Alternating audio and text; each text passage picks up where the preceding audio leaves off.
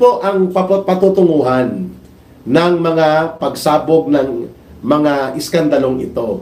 Na sa unang bahagi po ay pilit ito na iniiwas ni Ping Lacson at ni Itbulaga Tito Sotto sa layuning mapokus lang o hanggang kay Saldico na lang at hindi na madadamay pa bilang dugtungan ng kriminal na pananagutan si Marcos at Romualdez. No? It was very obvious kung paano nila sinidestep, isinantabi, at hindi na binigyan ng kabuluhan o bigat ng importansya ang naunang mga sinumpaang salaysay na ipinahayag ng mag-asawang Diskaya. Kung saan po, dumudugtong kay Saldico, kay Martin Romualdez, and most likely, pati kay Marcos. Sapagkat mas malawak at mas mahaba po ang karanasan ng mga Diskaya pagdating sa panunuhol at pagpapatakbo ng kasindikatuhan sa mga pangungulimbat sa proyekto ng gobyerno. That even, lalo na, nang maupo si Marcos, itinuturo na mismo ngayon ni Governor Chavit Singson na ang Diskaya companies na mga maanomalya at involved sa top number 15 or top 1 to 15 rather na mga naunang isiniwalat ni Marcos Jr. Kontraktor din pala nila ito. Ang mag-asawang Diskaya, gamit ang mga kumpanya nila at ang nangungontrata si Sandro Marcos din at si Marcos Jr. sa Ilocos Norte mismo. At yan ay ibinunyag ni Governor Chavit Singson nang siya po ay magkaroon ng media briefing before the September 21 big rallies sa Club Filipino. Nandun po tayo, no? Napakinggan natin, binabanggit niya na mastermind si Marcos sa lahat ng ito. Kung kaya inunahan niya ni Marcos ang pagkunwa-kunwariang galit siya at kanyang nilalabanan ang pandarambong at korupsyon sa gobyerno, subalit siya ay pasimuno kung bakit nangyari ito kasabwat si Martin Romualdez. In the afternoon today, or in the, sa araw na ito, sa Senado ay nagkaroon ng presentation dito kay former Marines member, Philippine Marines, ng AFP, ay si Orly Gutesa, at binanggit niya ang direktang ugnayan ni Saldico at ni Martin Romualdez. Kung saan sila po ay naghahakot at nagdi-deliver ng mga limpak-limpak na mali-maletang mga pera doon po sa isang area, condominium units yata ito sa Horizon ni Saldico at even sa kanyang address sa Valle Verde. At mula doon, dinideposito ang limpak-limpak na mga nakamaletang salapi na ang minimum na nakamarka 48 million pesos, which tumutugma po ito the way it was described sa isang parang news analysis ng isang TV network na ang isang 45 kilogram capacity na maleta ay pwedeng maglaman ng hanggang 50 million pesos. Exactly the way itong si Sergeant Gutesa ng dating Philippine Marines member at security team ni Saldico ay nagsasabi na umaabot po sa 46 na mga maleta na puno ng salapi. At sa isang pagkakataon nga po sa delivery niya, may mga naiiwan na mga withholding na mga limpak-limpak na maletang salapi kay Saldico. Ang iba po, for example, for 46 na mga maleta na nagkakalaman ng at least 48 million pesos, that means po mga mahigit 2 billion pesos yan.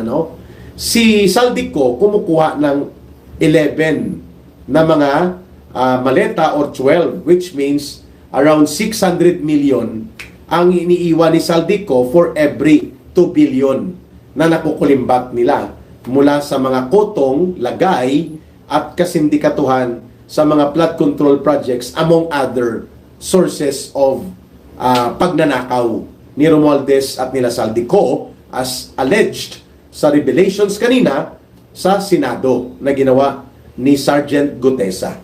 Ngayon, So for every 2 billion na ihahatid nila doon sa horizon, maiiwan doon ang mga around 600 million pesos. At ang mga 1.5 billion pesos na mga around 35 na mga maletang limpak-limpak na salapi ang laman, inihahatid po sa number 42. Address po ito ng bahay ni Tambaluslos, dyan po sa may McKinley Road, near or kadugtong lang ng Forbes Park. Ayan. Grabe!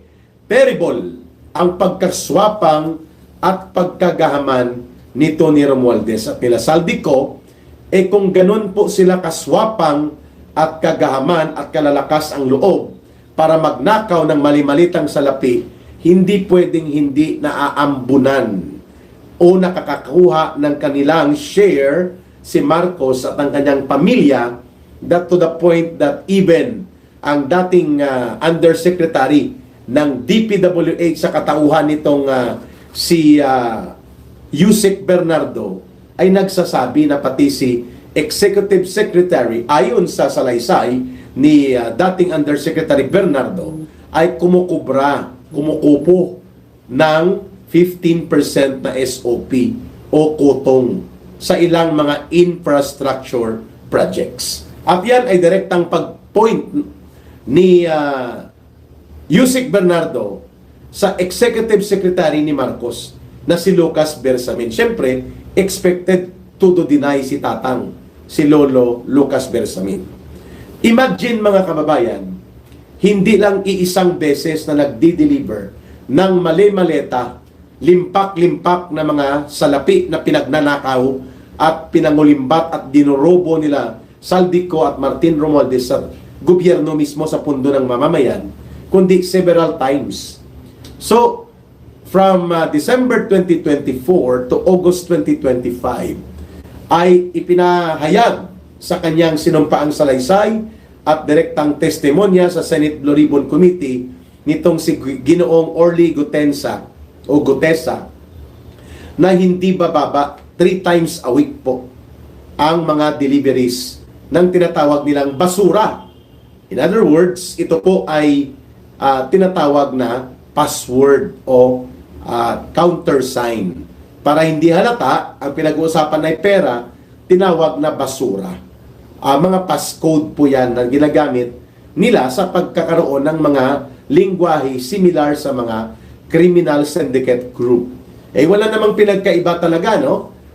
Kay Martin Romualdez at kay Saldico at kay Marcos kung pagdating sa kasindikatuhan ang pag-uusapan. Ayun.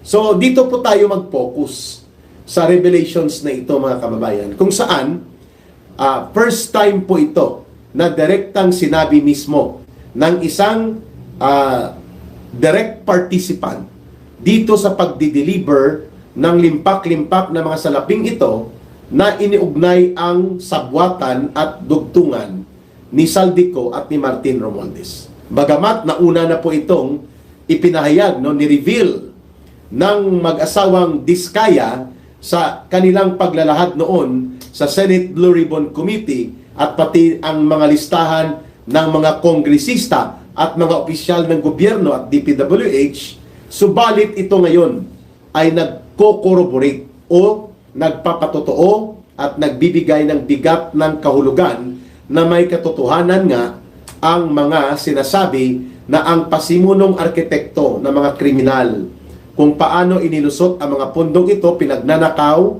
kinulimbat at dinarobo, walang iba kundi ang grupo mismo ni Marcos, ni Romualdez at nila Saldico.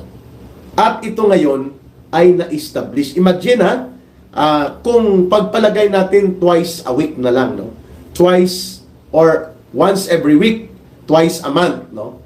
Sa loob ng 6 na buwan, you can just imagine nakakuha si Martin Romualdez per delivery, hindi bababa ng 1.5 billion. Nakakakuha si Martin Romualdez ng humigit kumulang mga 10 billion in 6 months. Wow! Terrible. That is a minimum. Sapagkat yun po ay revelation pa lamang mula dito sa kay Sergeant Orly Gutesa. Hindi pa natin pinag-uusapan ang mga possibility ng iba pang pinanggagalingan ng kanyang pandarambong sa iba pang infrastructure projects.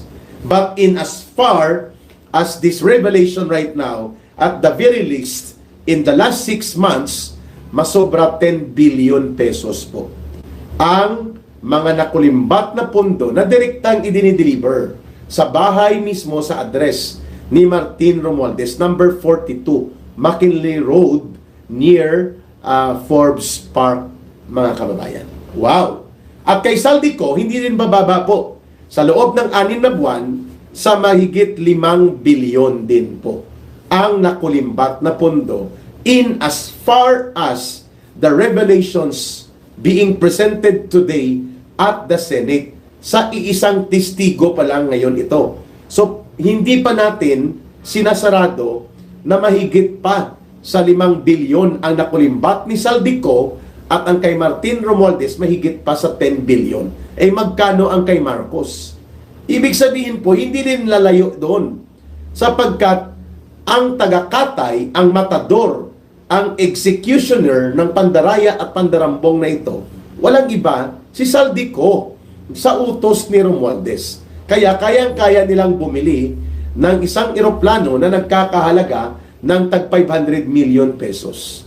Makapagpatayo ng bahay na nagkakahalaga ng 1.2 billion itong si Romualdez at magkaroon si Saldico ng air assets according to the revelations today ni DPWH Secretary Vince Dizon, mga 4.7 billion pesos ang value ng mga helicopter, mga eroplano na pinagmamay-arian ni Saldico. So as far as I can estimate, hindi bababa sa mga 20 billion pesos ang pera o mga ari-arian na napundar nila Saldico mula sa pandarambong na ito. At kay Martin Romualdez, doble pa o baka humigit kumulang umabot ng 50 to 100 billion pesos.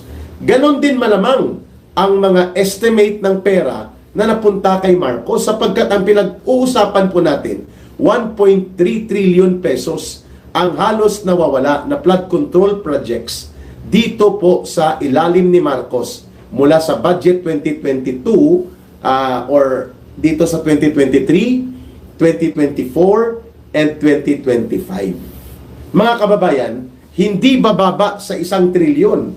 So kayang-kaya nga na makapangulimbat ni Saldico ng 50 billion or more, kay Martin Romualdez 100 billion or more pesos, kay Marcos ganun din, dito pa lamang sa flood control na ginawa nilang palabigasan, gatasan at higupan ng kanilang pagnanakaw. Wow!